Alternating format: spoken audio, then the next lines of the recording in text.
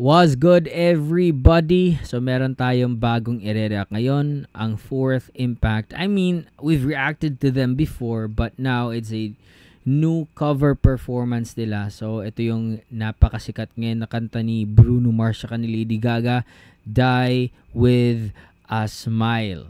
So alam ko naman, I'm very aware na marami silang haters for some reason that I really don't understand, maybe their personality off cam.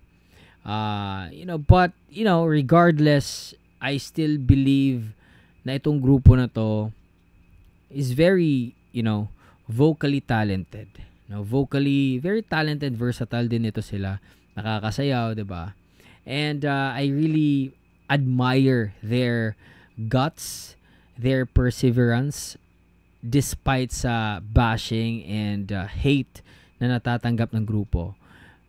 And I would still continue to support this group kasi they deserve support, no? May mga ambition sila na gusto nila sila. For example, yung sinabi lang isa sa mga ambitions or dreams nila is to be, to have a collab with Beanie, and maraming nagbabash sa kanila, ganito, ganyan. But let's be honest. Vocally, compared to Beanie, alam niyo naman, obviously, who would win with vocals alone. Okay? So, let's not pull them down, no? Instead, let's help them na maabot nila yung dreams nila.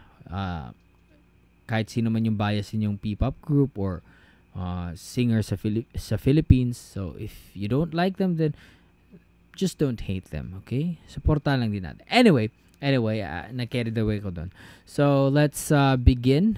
Punta tayo dito kasi I'm excited kung paano nila ito kakantahin. Die With A Smile, live. Oh, live cover pala to. Akala ko performance video lang.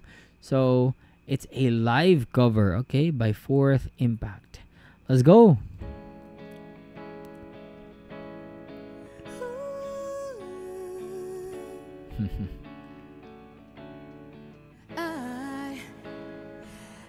Just woke up from a dream where you and I had to say goodbye, and I don't know what it all means. But since I survived, I realized wherever you go, that's where I'll follow. Nobody is promised tomorrow, so I'ma love you. Beautiful harmony.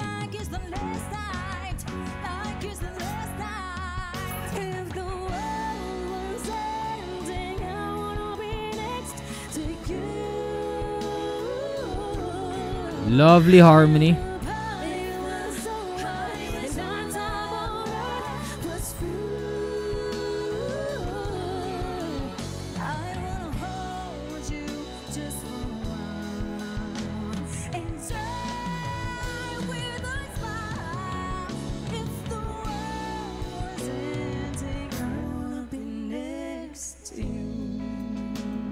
Nice. Sing.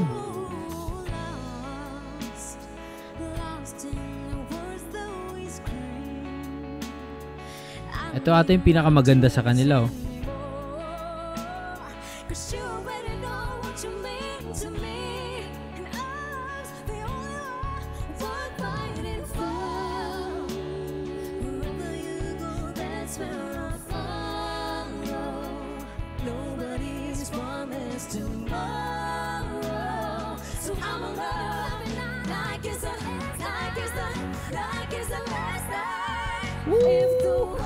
Love that part.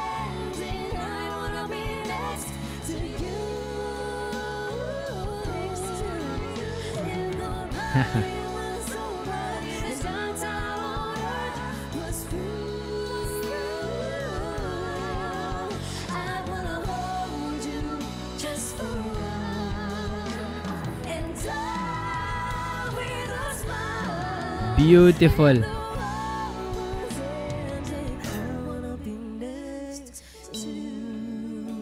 Ganda naman nun.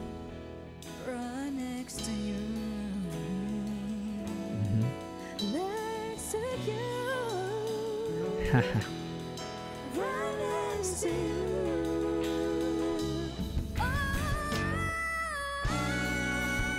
Hey!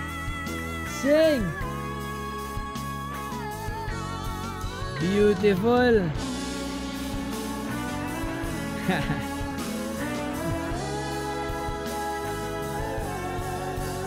If the world was ending, I wanna be next to you.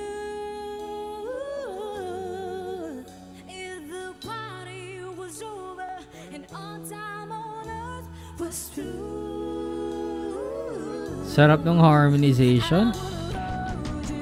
just for a while, and I'll bring a smile. If the setting, I wanna be next to you. Wanna be next to you. Hey! If the world was ending, I wanna be next to you. Next!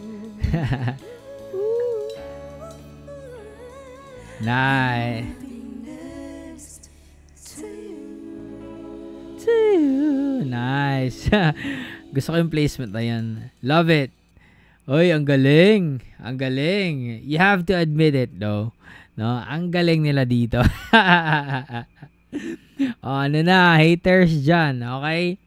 You know, you have to be honest to yourself. Okay?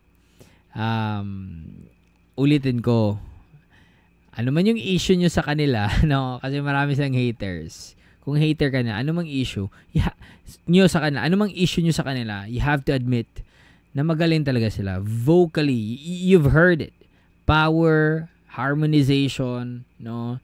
And I also love the arrangement. At first, parang yung first chorus, parang nakukulangan ako sa power. It's because, magkaiba kasi nung placement pagdating sa keys, no? Kung ano yung mataas sa lalaki, mababa sa babae, no? It's the opposite for female as well. Now, parang nababaan ako kasi it was supposed to be a male singing a high key para sa lalaki, yung chorus part.